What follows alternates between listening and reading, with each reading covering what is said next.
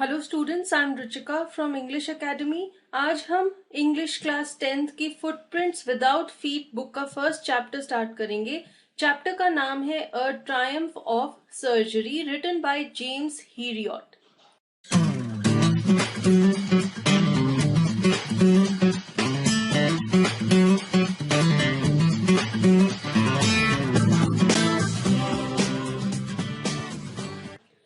Triumph means victory, jeet, and surgery here refers to a veterinary hospital.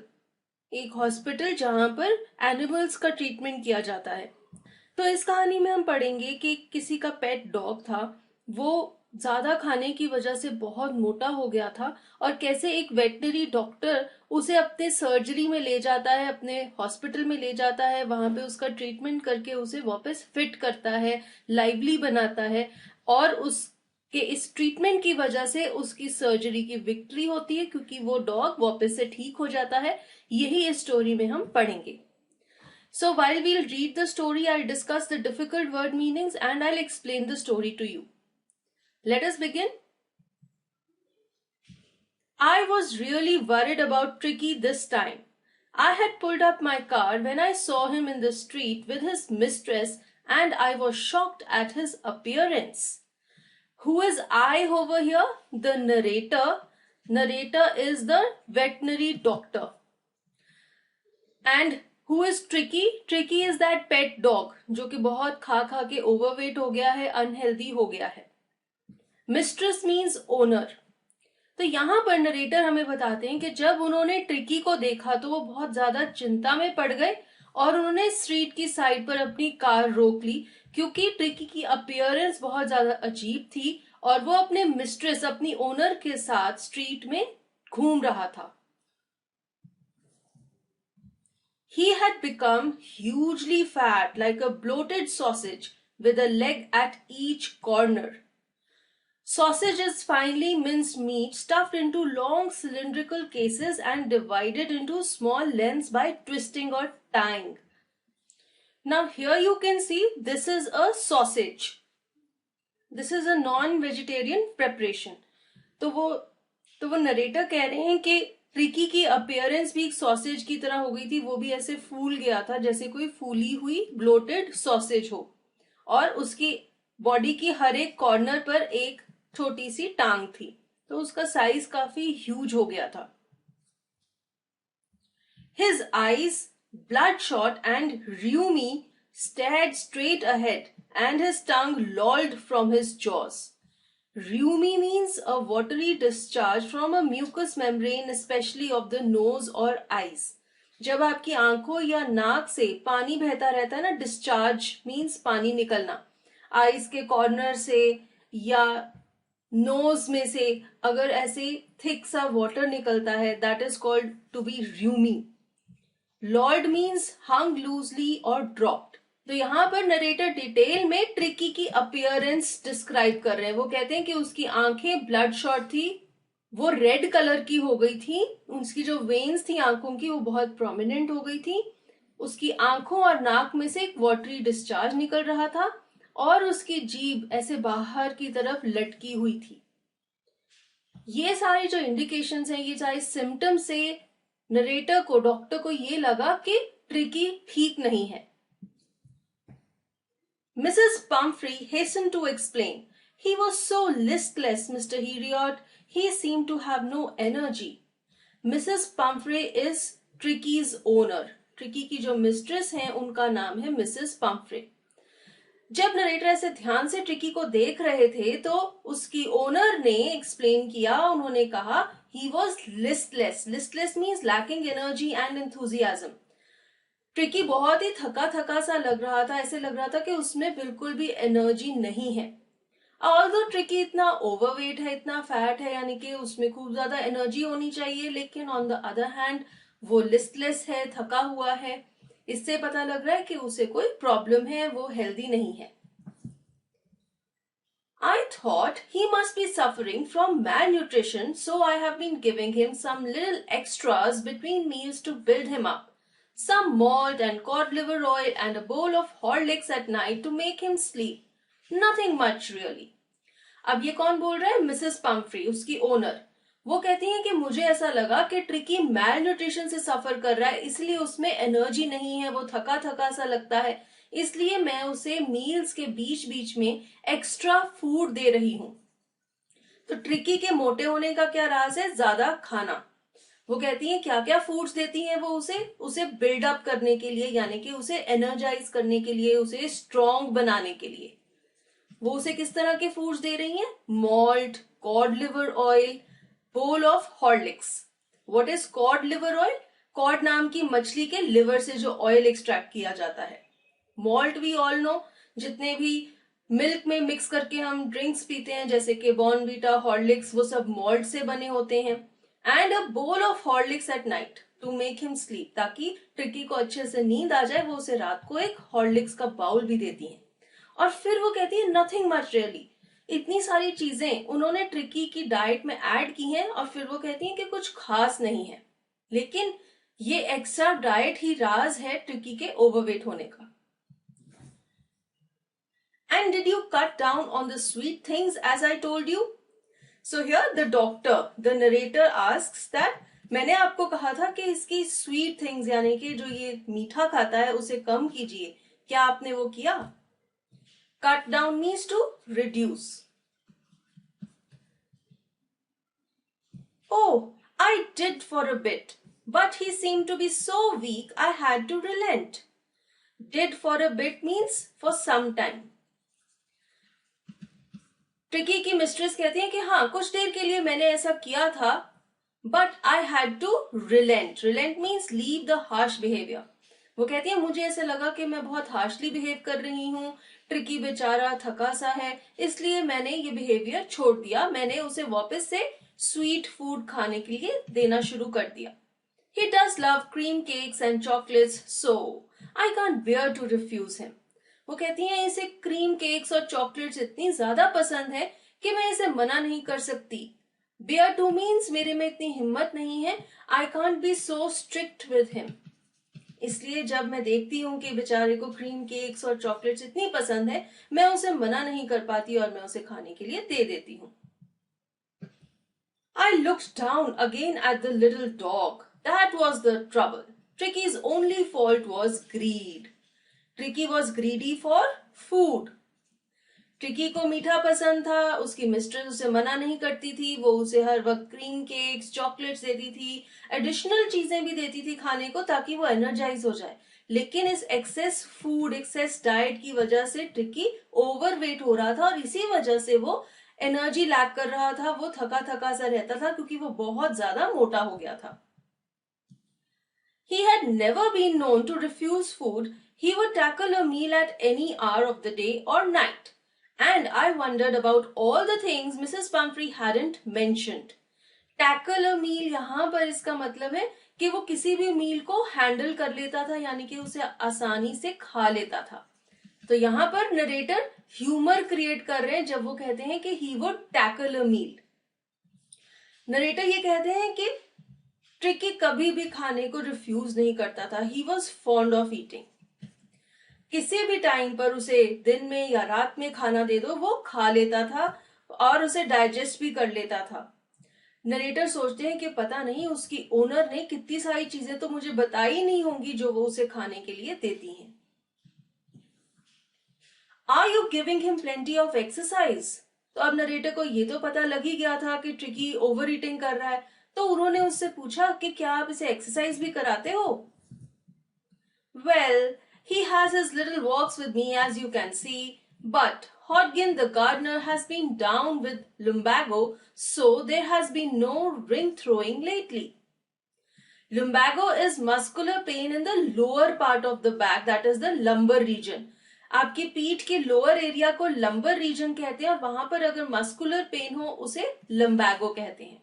तो tricky की owner कहती है कि बस ये मेरे साथ छोटी छोटी वॉक्स पर आता है जैसे कि आप अभी भी देख सकते हो। उसके अलावा हमारा जो गार्डनर है हॉडगिन, वो ट्रिकी को खेलने के लिए ले जाता था, रिंग थ्रोइंग के लिए, यानी कि वो हवा में रिंग फेंकता था और ट्रिकी उसे कैच करके लाता था। लेकिन ये वाली गेम आजकल नहीं चल रही क्योंकि गार्डनर को लंबैगो है, वो बैक पेन से सफर कर रहा है। I tried to sound severe. Severe means very serious, gambhir. Now, I really mean this. If you don't cut his food right down and give him more exercise, he is going to be really ill. You must harden your heart and keep him on a very strict diet. तो अब narrator को गुस्सा आ गया और उन्होंने बहुत ही strictly और बहुत ही सीरियस टोन में मिसेस पम्फ्री को कहा दैट आई मीन दिस. जो भी मैं कह रहा हूं, आई रियली मीन दिस. अगर आपने अभी के अभी इसका खाना कम नहीं किया और इसे एक्सरसाइज नहीं कराई तो ट्रिकी बहुत ज्यादा बीमार होने वाला है. आपको अपना दिल सख्त करना पड़ेगा, उसके साथ स्ट्रिक्ट होना पड़ेगा, उसका शुगर कट डाउन करना पड़ेगा और उसे एक्सरसाइज भी करानी पड़ेगी. Mrs. Pumphrey wrung her hands. Oh, I will, Mr. Heriot. I'm sure you are right, but it is so difficult, so very difficult. Wrung her hands means ऐसे हवा में हाथों को हिलाना. मिसेस पम्फ्री ने कहा कि हाँ मिस्टर हीरियट, चिंता मत करो. मुझे लग रहा है कि आप सही कह रहे हैं, लेकिन उसके साथ स्ट्रिक्ट होना बहुत ज्यादा मुश्किल है, लेकिन मैं कोशिश जरूर करूंगी. She set off, head down, along the road, as if determined to put the new regime into practice immediately. Regime is the prescribed course of exercise and diet. अभी जैसे कि नरेटर ने मिसेस पम्फ्री को कहा कि आप tricky की diet और एक्सरसाइज का जो प्लान है उसे चेंज कीजिए, तो मिसेस पम्फ्री के चलने के तरीके से ऐसा लग रहा था कि उन्होंने डिटर्मिनेशन कर ली है कि वो ऐसा ही करेंगी, लेकिन पता नहीं वो ऐसा कर पाएंगी या नहीं. तो अपना सिर नीचे की तरफ झुका के वो वापस चली गई. I watched their progress with growing concern. Tricky was tottering along in his little tweed coat. He had a whole wardrobe of these coats for the cold weather and a raincoat for the wet days. Tottering means moving in an unsteady manner. पीछे से narrator ने देखा कि जैसे ही Mrs Pomfrey जा रही थी, उनके साथ ट्रिकी भी ऐसे अनस्टेडी वे में हिलता डुलता हुआ चल रहा था. वो बीमार हो रहा था क्योंकि वो बहुत ज्यादा मोटा हो रहा था और उसने ट्वीड का बना हुआ कोट पहना हुआ था. और फिर नरेटर कहते हैं कि ट्रिकी के पास अलग अलग तरह के बहुत सारे कोट्स थे. कई ठंड में पहनने वाले, बारिश में पहनने के लिए एक रेन कोट भी था. तो ट्रिकी की मिस्ट्रेस मिसेस पम्फ्री बहुत ही अमीर थी, बहुत ही रिच थी, इसलिए वो ट्रिकी को बहुत ज्यादा पैम्पर करती थी. He struggled on, drooping in his harness. Drooping means to bend downwards. Harness is a strap or string. जैसे कि डॉग के गले में स्ट्रैप डाला होता है, उसे हार्नेस कहते हैं. तो बेचारा ट्रिकी बहुत ज्यादा स्ट्रगल कर रहा था चलने के लिए. उससे चला नहीं जा रहा था, वो आगे की तरफ झुका हुआ था अपनी स्ट्रिंग में. I thought it wouldn't be long before I heard from Mrs. Pumphrey.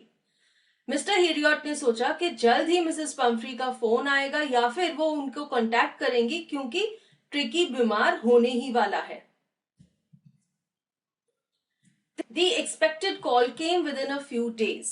Mrs. Pumphrey was distraught. Tricky would eat nothing, refused even his favorite dishes, and besides, he had bouts of vomiting. Bouts means short spells. थोड़ी थोड़ी देर के बाद, थोड़े थोड़े intervals के बाद. Distraught means extremely worried. तो जैसे कि मिस्टर हिरियट ने सोचा था मिसेस पम्फ्री थोड़े दिनों में उन्हें कॉल करेंगी, थोड़े दिनों बाद उनका कॉल आ गया. वो बहुत ज्यादा चिंता में थी क्योंकि ट्रिकी बीमार हो गया था, वो कुछ भी नहीं खा रहा था और वो वॉमिटिंग भी कर रहा था.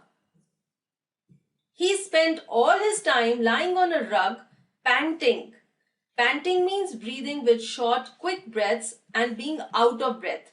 जब आपको सांस नहीं आ रहा, धीरे धीरे आप छोटे छोटे सांस ले रहे हैं, उसे कहते हैं पैंटिंग. तो सारा वक्त ट्रिकी एक रग यानी कि मैट या फिर कारपेट के ऊपर लेटा रहता था और ऐसे शॉर्ट क्विक ब्रेथ्स ले रहा था. Didn't want to go for walks, didn't want to do anything. ना तो ट्रिकी सैर करने जा रहा था और वो खेल भी नहीं रहा था, कुछ भी नहीं कर रहा था. वो सारा दिन ऐसे मैट पर लेटा रहता था और छोटी छोटी सी सांसें ले रहा था. I had made my plans in advance. The only way was to get Tricky out of the house for a period. Period means a short interval of time.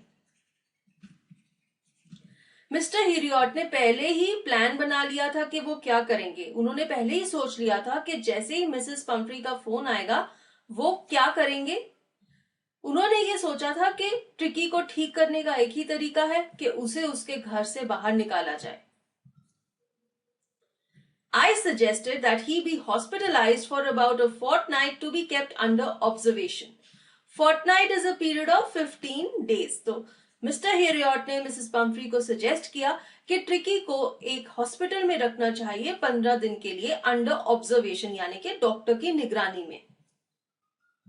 The poor lady almost swooned. Swooned means fainted due to extreme emotion. Mrs Pomfrey अपने पेट tricky से इतना प्यार करती थी, इतनी attach थी कि ये बात सुन के वो ऑलमोस्ट बेहोश हो गई थी। She was sure he would pine and die if he did not see her every day. Pine means miss or long for. उन्हें यकीन था कि अगर ट्रिकी ने हर रोज उन्हें नहीं देखा तो वो मर सकता है। तो यहां से पता लगता है कि मिसेस पंफ्री और ट्रिकी कितने ज्यादा अटैच्ड हैं। But I took a firm line. Firm line means to be determined, to take a firm decision. Tricky was very ill and this was the only way to save him.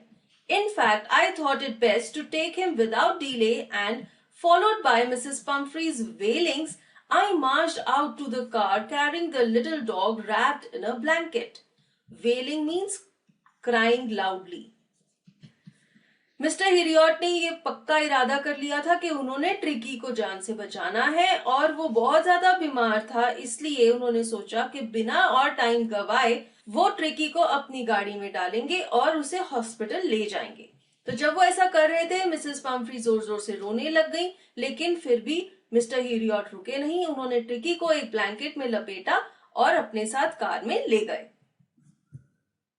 The entire staff was roused. Roused means put to work. And maids rushed in and out, bringing his day bed, his night bed, favorite cushions, toys and rubber rings, breakfast bowl, lunch bowl, supper bowl. जैसे ही सबने देखा कि tricky जा रहा है, सारा का सारा स्टाफ, सारी मेड्स काम पर लग गई। वो सब ट्रिकी का सामान इकट्ठा कर रही थी ताकि वो सामान भी मिस्टर हिरियट के साथ हॉस्पिटल जा सके। क्या क्या सामान था ट्रिकी का? उसका डे बेड, उसका नाइट बेड, उसके मनपसंद कुशंस, टॉयज, रबर रिंग्स जिनके साथ वो खेलता था, उसका ब्रेकफास्ट का बाउल, लंच का बाउल, सपर का bowl.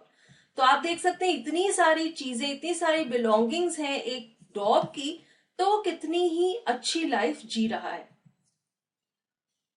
Realizing that my car would never hold all the stuff, I started to drive away. Drive away means वहां से जाना। जैसे ही मिस्टर हिरियट ने रियलाइज किया कि ट्रिकी का सामान तो बहुत सारा है और इतना सारा सामान उनकी कार में फिट नहीं आएगा, वो वहां से चल पड़े। As I moved off, Mrs. Pumphrey with a despairing cry threw an armful of the little coats through the window. Despairing means showing loss of hope. जैसे ही मिसेस पंफ्री ने देखा कि मिस्टर हिरियट ने तो कार स्टार्ट कर ली है, उन्होंने जोर से क्राई निकाली। उन्हें लग रहा था कि अरे अरे अरे ये तो जा रहा है, और फटाफट से उन्होंने ट्रिकी के कोट्स का एक ढेर गाड़ी में घेर दिया। तो ट्रिकी के लिए इतना चिंता कर रही थी कि कहीं बेचारे को ठंड ना लग जाए, और उन्होंने इसलिए उसके कोट्स कार में फेंक दिए।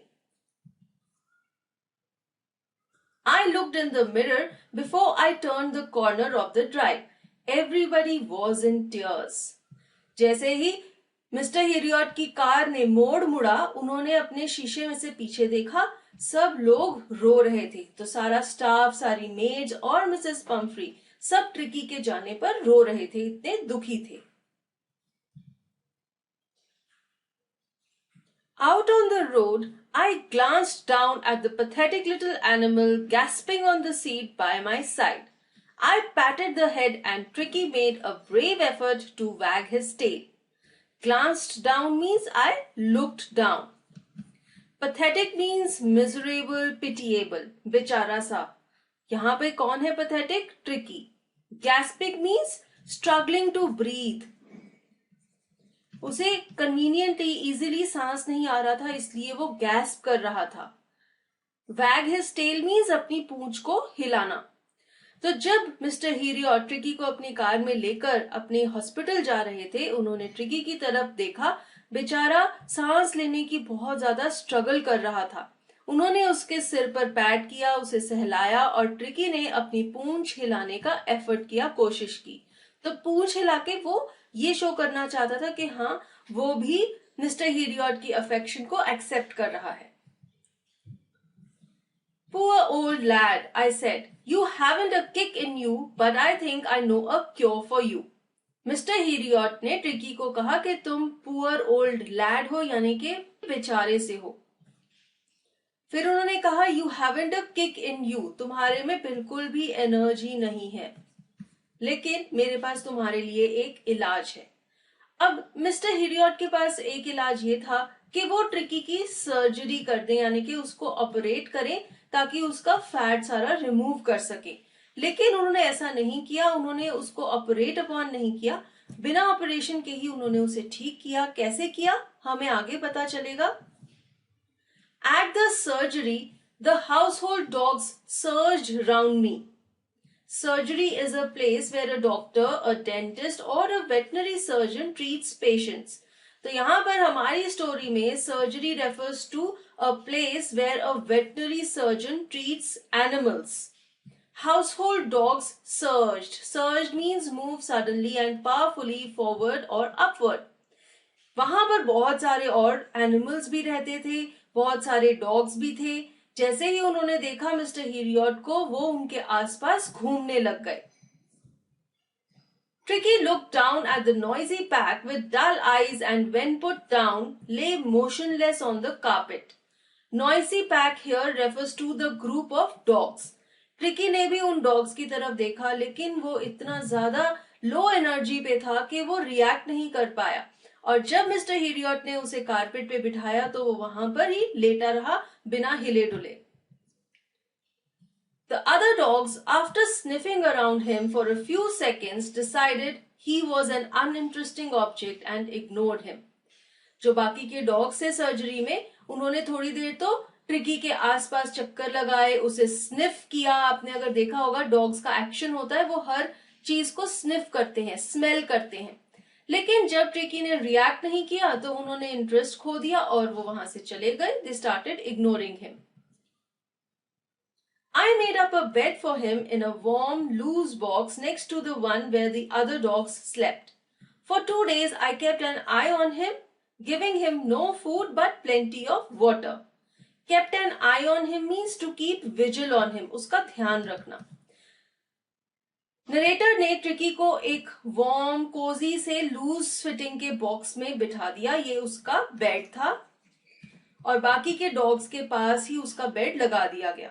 2 दिन तक उन्होंने उसका ध्यान रखा, उसे खाने के लिए कुछ नहीं दिया, लेकिन पीने के लिए बहुत सारा पानी दिया। ऐसा मिस्टर हीरियट ने इसलिए किया क्योंकि ट्रिकी ऑलरेडी ओवरफेड था, उसके अंदर पहले ही बहुत सारा खाना था जिसे कि वो डाइजेस्ट करना चाहते थे। At the end of the second day, he started to show some interest in his surroundings, and on the third, he began to whimper when he heard the dogs in the yard. Whimper means to make a series of low, feeble sounds expressive of fear, pain or unhappiness. जब dog एक हल्की सी छोटी सी आवाज निकालता है, that is called a whimper. Second day के and पर tricky में कुछ चेंज आया, कुछ बदलाव आया। वो whimper कर रहा था, बाकी के डॉग्स की आवाजें सुन के रिएक्ट कर रहा था।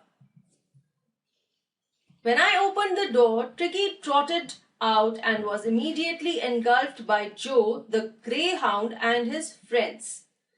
Trotted means ran at a moderate pace with short steps. Medium speed पर चलना, छोटे छोटे steps लेकर। Engulfed means surrounded by or covered completely. तो उसे घेर लिया बाकी के डॉग्स ने। जब थर्ड डे राइटर ने दरवाजा खोला कमरे का तो ट्रिकी छोटे छोटे स्टेप्स लेकर बाहर आ गया। तभी एकदम से उसे बाकी के डॉग्स ने घेर लिया। बाकी के डॉग्स कौन थे? एक तो ग्रे हाउंड था, ये एक ब्रीड है डॉग की। इस ग्रे हाउंड का नाम था जो, और साथ में उसके और दोस्त थे, यानी कि और डॉग्स थे। After rolling him over and thoroughly inspecting him, the dogs moved off down the garden. Tricky followed them, rolling slightly with his surplus fat. तो ये जो था और बाकी के जो डॉग्स थे उन्होंने क्या किया, उन्होंने ट्रिकी को रोल कर दिया, उसे इंस्पेक्ट किया, उसे स्निफ किया और फिर वो लोग गार्डन में चले गए। ट्रिकी भी उनके पीछे पीछे गार्डन में चला गया और जैसे कि वो बहुत ज्यादा मोटा था वो चलते चलते रोल भी हो रहा था, फिसल रहा था और गोल गोल घूम रहा था।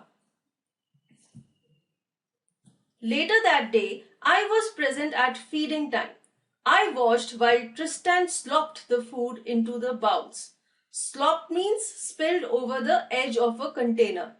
अगर आपने कभी किसी डॉग को खाना खाते देखा है तो आपने देखा होगा कि जब वो अपनी टंग के साथ फूड को खाता है तो बहुत सारा खाना, मिल्क बाउल से बाहर भी गिर जाता है। That is called slopped. उस दिन जब सारे डॉग्स खाना खा रहे थे तो नरेटर भी वहां पर ही थे और उन्हें देखा कि ट्रिस्टन नाम का डॉग बहुत तेज तेज खाना खा रहा था और खाते खाते वो कंटेनर से बाहर खाना गिरा भी रहा था।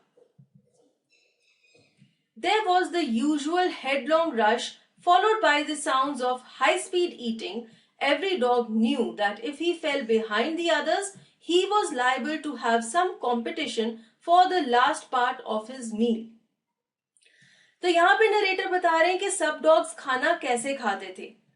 हेडलॉन्ग rush means initial rush.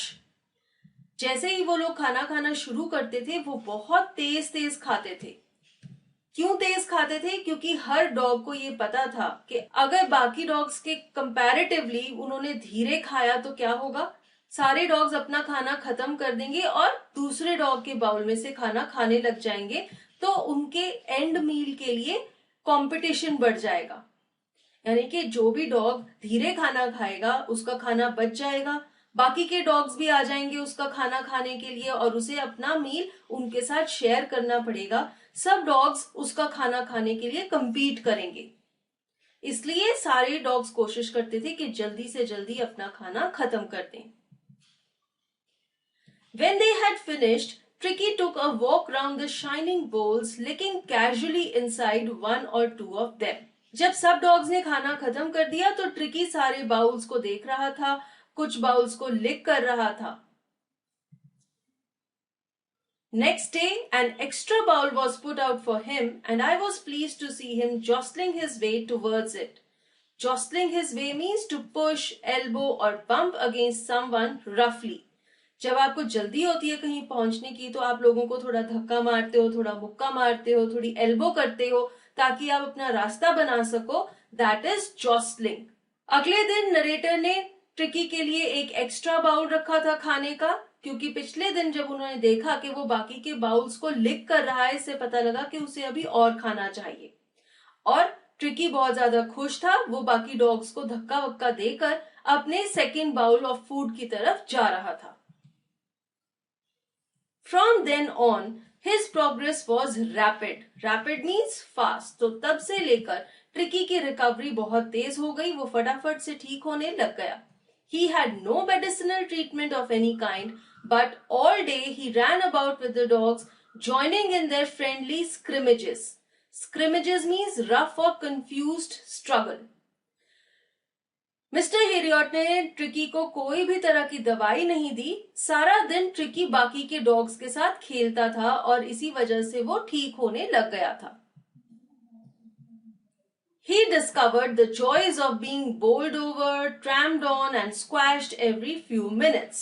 Bowled over means जब कोई डॉग ट्रिकी को धक्का मार के रोल कर देता था। Tramped on means जब कोई उसके ऊपर पैर रख देता था या उसे दबा देता था। तो ट्रिकी बहुत ज्यादा एंजॉय कर रहा था ये सब चीजें, उसे कंपनी मिल गई थी इतने सारे डॉग्स की और वो उनके साथ खेलता रहता था और बहुत खुश था। He became an accepted member of the gang, an unlikely silky little object among the shaggy crew, fighting like a tiger for his share at meal times and hunting rats in the old hen house at night. He had never had such a time in his life. Here the gang refers to the group or the pack of dogs. Shaggy means having long, thick, unkempt hair or fur. तो यहाँ पर dogs को Shaggy कहा जा रहा है, उनकी body के ऊपर बहुत सारी फर होती है। Crew means a group. तो यहाँ पर मिस्टर हीरियट बता रहे हैं कि ट्रिकी को एक फ्रेंड सर्कल मिल गया था। जो बाकी के डॉग्स थे सर्जरी में, उन सब ने उसे अपना फ्रेंड बना लिया था। बाकी के डॉग्स तो शैगी थे, उनकी फर इतनी अच्छी नहीं थी, लेकिन ट्रिकी एक सिल्की लिटिल ऑब्जेक्ट था। उसकी फर बहुत ही सिल्की और सॉफ्ट थी, क्योंकि मिसेस पम्फ्री उसका बहुत ध्यान रखती थी, उसे बहुत ज्यादा पैम्पर करती थी, और इसलिए बाकी सब डॉग्स भी उसे बहुत ही प्रेशियस और अच्छा समझते थे।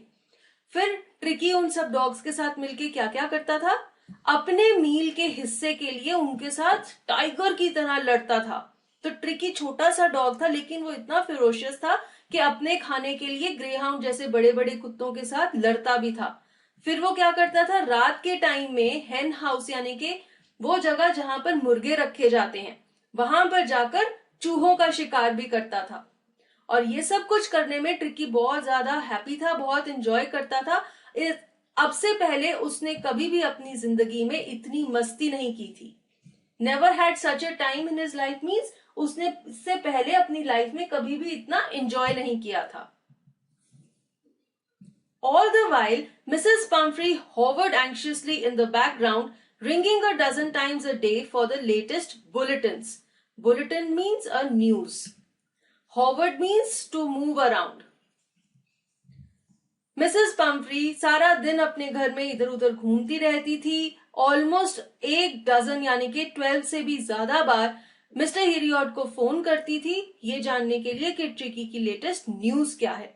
तो वो इतनी कंसर्न थी ट्रिकी के लिए। I dodged the questions about whether his cushions were being turned regularly or his correct coat worn according to the weather, but I was able to tell her that the little fellow was out of danger and convulsing rapidly. Dodged means avoided, किसी चीज से दूर रहना। Convulsing means recovering from an illness. अब mister हीरियट को Mrs Pomfrey बहुत ही अजीब से सवाल पूछती थी। वो पूछती थी कि क्या आप ट्रिकी के कुशन्स को रेगुलरली टर्न कर रहे हैं, यानी कि जो उसका बेड बना हुआ है उसमें जो कुशन बिछा हुआ है उसकी डायरेक्शन चेंज करते रहते हैं या नहीं। फिर वो पूछती थी कि क्या वो मौसम के हिसाब से सही कोट पहन रहा है कि नहीं, कहीं ऐसा ना हो कि सर्दी का मौसम है और बेचारे को ठंड लग जाए क्योंकि उसने अपना वार्म कोट ना पहना हो। तो इस तरह के सवालों के जवाब मिस्टर हीरियट नहीं देते थे, वो इस तरह के सवालों को अवॉइड करते थे। वो मिसेस पम्फ्री को ये कहते थे कि ट्रिकी डेंजर से बाहर है, वो किसी खतरे में नहीं है और वो ठीक हो रहा है। The word convulsing seemed to do something to Mrs. Pumphrey. She started to bring round fresh eggs, 2 dozen at a time, to build up Tricky's strength. जब मिस्टर हीरियट ने मिसेस पम्फ्री को कहा कि ट्रिकी कन्वल्सिंग है, यानी कि वो अपनी बीमारी से ठीक हो रहा है, रिकवर कर रहा है, इस वर्ड से ऐसा लगता है मिसेस पम्फ्री को कुछ हो गया। क्यों? क्योंकि उन्हें ऐसा लगा कि ट्रिकी बीमार था और अब वो ठीक हो रहा है, यानी कि उसे अच्छा खाना चाहिए। तो उन्होंने क्या किया, हर रोज कम से कम 2 दर्जन एग्स भेजने शुरू कर दिए ताकि ट्रिकी की ताकत बढ़ सके, वो जल्दी से ठीक हो सके। For a happy period, my partners and I had 2 eggs each for breakfast, but when the bottles of wine began to arrive, the real possibilities of the situation began to dawn on the household. Dawn on means they were understood by the household. Household here refers to the veterinary hospital. तो mister Herriot कहते हैं कि Mrs Pomfrey इतने सारे eggs भेजती थी कि mister हीरियट और उनके पार्टनर्स यानी कि जितने भी लोग थे सर्जरी में, सब ब्रेकफास्ट में 2-2 एग्स खाते थे। मिस्टर हीरियट ऐसा तो है नहीं कि सारे के सारे 2 डजन एग्स ट्रिकी को खिला देंगे, क्योंकि वही खाने की वजह से तो वो बीमार हुआ था। तो वो ये एग्स सब में बांट देते थे। उसके बाद मिसेस पम्फ्री ने क्या किया, उन्होंने वाइन भी भेजनी शुरू कर दी। और तब मिस्टर हीरियट और हॉस्पिटल के सब लोगों को रियलाइज हुआ कि मिसेस पम्फ्री तो ट्रिकी के लिए इतना कुछ कर रही है और वो सब भी इन सब चीजों की वजह से एंजॉय कर सकते हैं। तो हॉस्पिटल में जितने भी लोग थे, जितने भी जानवर थे, सब मिसेस पम्फ्री की लैविश लाइफस्टाइल और उनका इतना सारा जो कंसर्न था उसे एंजॉय कर रहे थे. It was to enrich Tricky's blood. Lunch became a ceremonial occasion with 2 glasses of wine before and several during the meal. अब मिसेस पम्फ्री वाइन भेजती थी ताकि ट्रिकी का ब्लड एनरिच हो सके, अच्छा हो सके. मिस्टर हीरियट क्या करते थे, वो सारी की सारी वाइन ट्रिकी को नहीं देते थे. Lunch time was a ceremonial occasion, यानी कि ऐसा लगता था जैसे सब कोई फीस्ट खा रहे हों. लंच से पहले 2 ग्लासेस ऑफ वाइन पी जाती थी और लंच खाते खाते भी बहुत सारे ग्लासेस पिए जाते थे. तो मिस्टर हीरियट और हॉस्पिटल के सब लोग एंजॉय कर रहे थे, सब एग्स खा रहे थे ब्रेकफास्ट में और लंच टाइम में वाइन पी रहे थे. We could hardly believe it when the brandy came to put a final edge on Tricky's constitution. To put a final edge का मतलब है to hone or sharpen something. किसी चीज को improve करना. अब एक और चीज भेजी मिसेस पम्फ्री ने, वो क्या थी, ब्रांडी. तो पहले उन्होंने एग्स भेजे, फिर उन्होंने वाइन भेजी और उसके बाद ब्रांडी. ये सब चीजें उन्होंने क्यों भेजी? ट्रिकी की हेल्थ को जल्दी ठीक करने के लिए, उसकी कॉन्स्टिट्यूशन यानी कि उसके ब्लड की कॉम्पोजिशन को बेटर करने के लिए. For a few nights, the fine spirit was rolled around, inhaled and reverently drunk. Reverently means respectfully. तो अब ये जो ब्रांडी की बोतल आई थी, इसे भी सब लोगों ने एंजॉय किया. उन्होंने उसे स्मेल किया, उसकी खुशबू एंजॉय की और उसे पिया. तो वेटनरी हॉस्पिटल में सब लोग एंजॉय कर रहे थे, सब लोग मजा कर रहे थे, जैसे कि मिसेस पम्फ्री इतनी सारी चीजें भेज रही थी ट्रिकी के लिए. They were days of deep content, starting well with the extra egg in the morning, improved and sustained by the midday wine, and finished luxuriously round the fire with the brandy. Deep content means satisfaction, तसल्ली होना. तो जैसे कि मैंने आपको बताया था, सब लोग ब्रेकफास्ट में एग्स खाते थे, लंच में वाइन पीते थे और रात को ब्रांडी. तो सब लोग बहुत ज्यादा एंजॉय कर रहे थे, बहुत ही सेटिस्फाइड थे, क्योंकि अब उनकी लाइफस्टाइल में ये सब चेंजेस आ गए थे thanks to Mrs Pumphrey. It was a temptation to keep Tricky on as a permanent guest, but I knew Mrs. Pumphrey was suffering and after a fortnight felt compelled to phone and tell her that the little dog had recovered and was awaiting collection. To keep Tricky on means उसे वहां surgery में ही रखना. Mister Herriot कहते हैं कि मुझे बहुत अच्छा लग रहा था और मेरा दिल कर रहा था कि मैं ट्रिकी को अपने हॉस्पिटल में ही रखूं. It was a temptation. उन्हें अट्रैक्शन थी क्योंकि मिसेस पम्फ्री ट्रिकी के लिए इतनी अच्छी अच्छी चीजें भेजती थी जिसे कि सब एंजॉय कर रहे थे.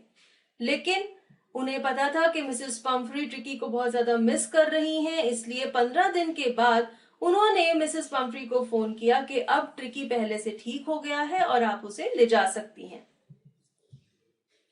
Within minutes, about 30 feet of gleaming black metal drew up outside the surgery. 30 feet of gleaming black metal. Black metal refers to a black colored car. Gleaming means shining. 30 feet refers to the length of the car. बहुत ही लंबी सी गाड़ी थी. जैसे ही mister Herriot ने Mrs Pomfrey को phone किया कि आप ट्रिकी को ले जा सकती हैं, थोड़े ही मिनटों में उनकी चमकती हुई काले रंग की लंबी सी गाड़ी सर्जरी के बाहर आकर रुक गई. The chauffeur opened the door and I could just make out the figure of Mrs. Pumphrey almost lost in the interior. Chauffeur is the driver of the car. Driver ने कार रोकी और उसने दरवाजा खोला और मिस्टर हीरियट को Mrs Pomfrey की हल्की सी झलक दिखी गाड़ी में. Her hands were tightly clasped in front of her. Her lips trembled. Oh, Mr. Heriot, do tell me the truth. Is he really better? तो मिसेस पम्फ्री के एक्सप्रेशन से पता लग रहा है कि वो अभी भी बहुत ज्यादा वरिड हैं ट्रिकी के लिए. उन्होंने अपने हाथ उसके ऊपर रखे हुए थे और उनके होंठ कांप रहे थे. और ऐसी हालत में उन्होंने मिस्टर हीरियट से पूछा कि प्लीज मुझे सच बताओ, क्या ट्रिकी ठीक है? Yes, he is fine. There's no need for you to get out the car. I'll go and fetch him. Fetch him means bring him. Mister Herriot कहते हैं कि हाँ हाँ वो बिल्कुल ठीक है, आपको कार में से उतरने की जरूरत नहीं है, मैं जाकर उसे ले आता हूँ. I walked through the house into the garden. इतना बोल के मिस्टर हीरियट अपने घर में चले गए ट्रिकी को लाने के लिए. A mass of dogs was hurtling round and round the lawn, and in their midst, ears flapping, tail waving, was the little golden figure of Tricky. Mass of dogs here refers to the group of dogs. तो garden में, lawn में बीचों बीच dogs का एक group था जो कि घूम रहा था इधर उधर. उनके बीचों बीच अपने कान हिलाता हुआ और अपनी पूंछ को हिलाता हुआ था गोल्डन कलर्ड का ट्रिकी, जिसे लेने के लिए उसकी ओनर आई हुई थी. तो ट्रिकी को आप यहाँ पर देख सकते हैं, बाकी सब डॉग्स के बीचों बीच वो गार्डन में खेल रहा था. In 2 weeks he had been transformed into a lithe, hard-muscled animal.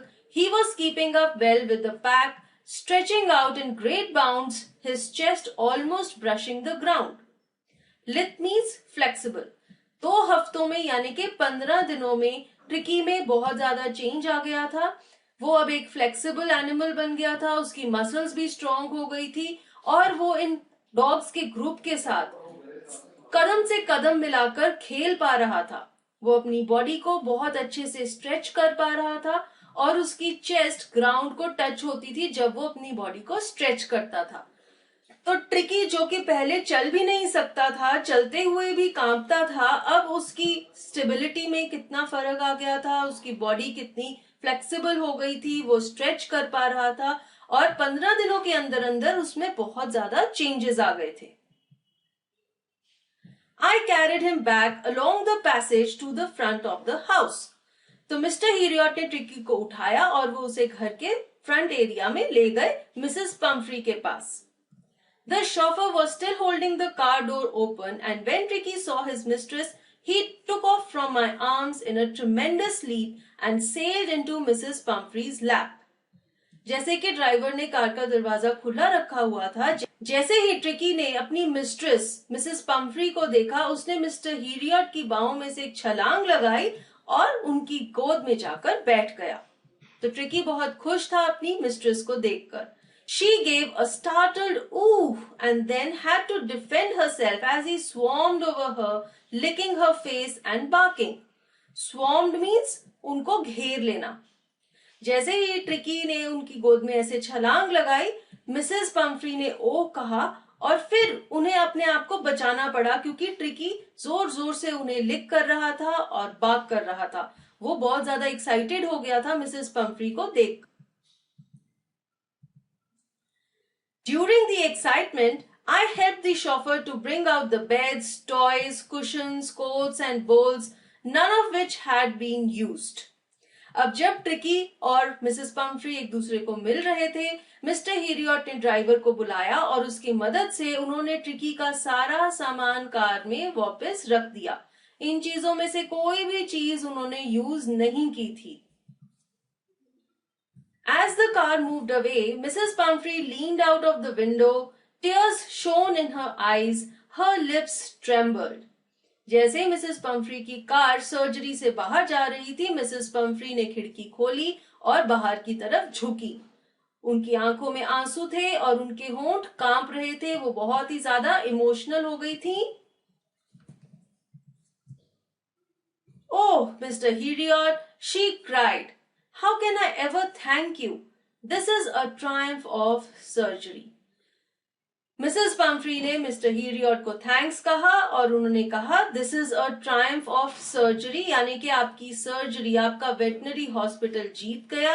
आपने ट्रिकी को ठीक कर दिया, उसका इलाज कर दिया और ऐसा करने से आपका हॉस्पिटल जीत गया. ऐसा बोल के मिसेस पम्फ्री वहां से चली गई. And with this we come to an end of this chapter. We have finished the story. I hope you liked it and you have understood it. If you have any comments or suggestions, please write in the comment section. And to get notification regarding the next uploads, please hit the bell icon below this video. Thank you.